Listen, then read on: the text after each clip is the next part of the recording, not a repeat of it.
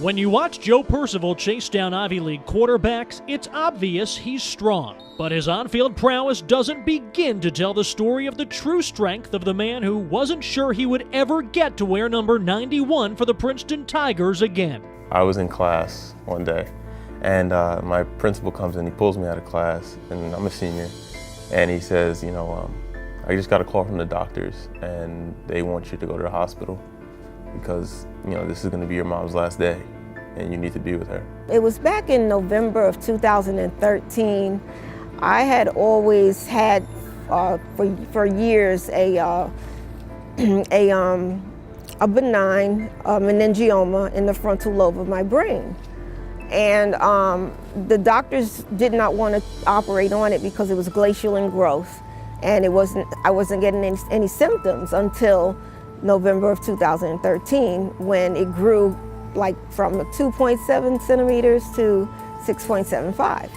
So the doctor says, hey, we got to get this out. They told us at the hospital, oh, your mom's going to be okay, everything went fine.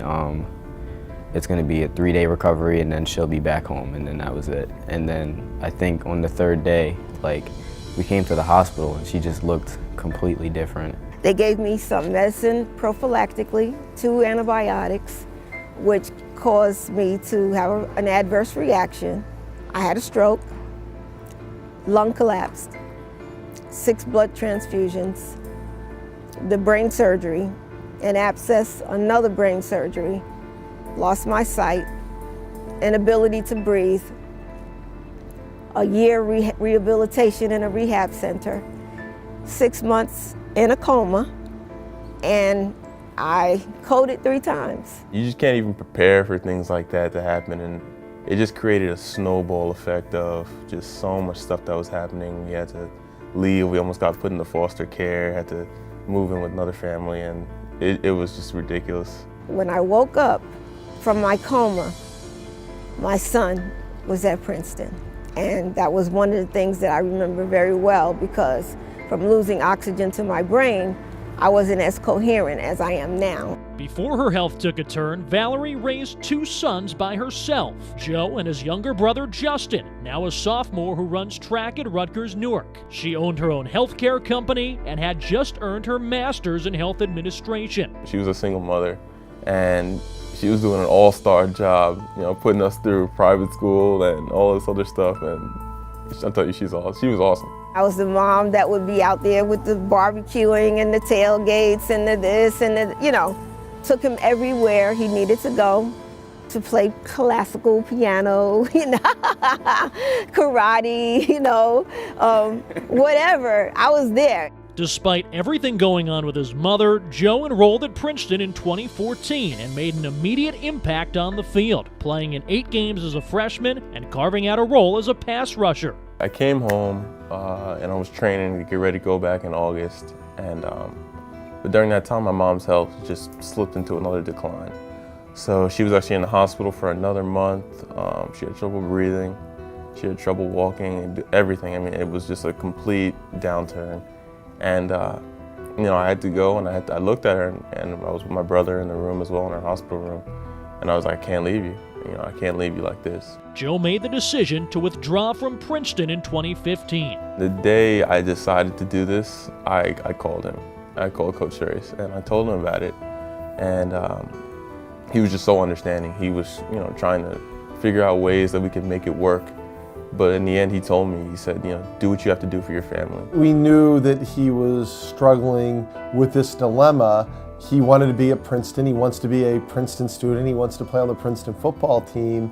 But family's got to come first. You got to take care of mom. You're not at Princeton if mom hadn't raised you the way she had raised you. We were no longer in our home.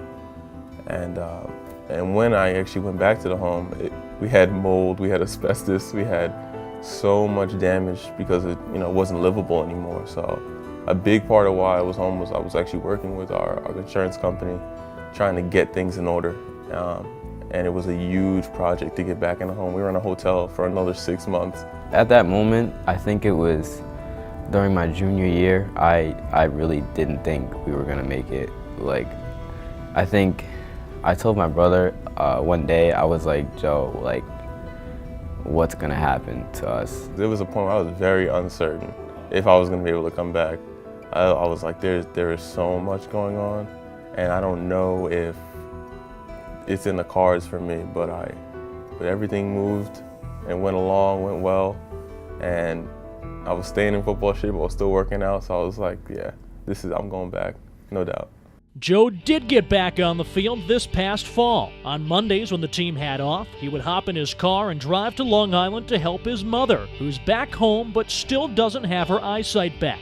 Joe worked his way into the starting lineup, and on October 7th, nearly 4 years after the nightmare began, Joe took the field for the Tigers with his mother in the stands. I'm telling you, afterwards she was crying, we were crying together, and it was just like, wow, like, look at how far we've come from November of 2013, being in a situation where she almost died, and we were almost put into foster care, to me being back on the field playing for the Tigers, and my mom cheering me on. I hear her voice in the sidelines, in the stands, and just gives me strength. I'm like, wow, like, this is so awesome. I wish that I could actually see more of him, but just for feeling and sensing everything and making a lot of noise myself, I have a great time shouting out 91 and getting the kids around me to shout out 91 as well, I've, communicated with her so many times, and she would,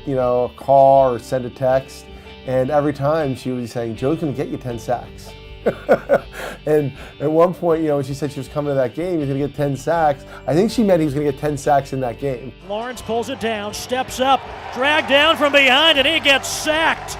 Joe Percival wrestling him down for the third down stop. Even though his season was cut short by an ankle injury, the man who can never seem to stop smiling has plenty to be happy about. Now a junior at Princeton, Percival's concentration is pre-med, a career path inspired in part by everything his mother has gone through. I want to go to med school. I want to be an anesthesiologist. Her main issue came from the drugs that she was given that she had no reaction to.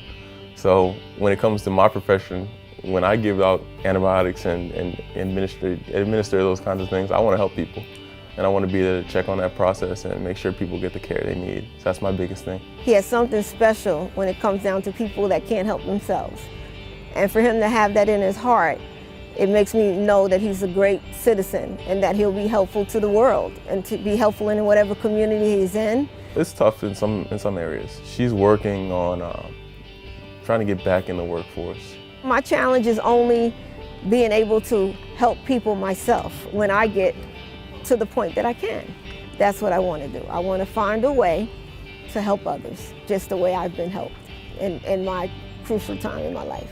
She's got a couple more surgeries lined up with her eyes to hopefully get some more vision back, at least in her right eye. But her health is getting better, and she's not giving up. She's fighting every day to do more. She's not going to be satisfied where she's at. She's just going to keep pushing and keep pressing for it. For GoPrincetonTigers.com, I'm Cody Cruciel.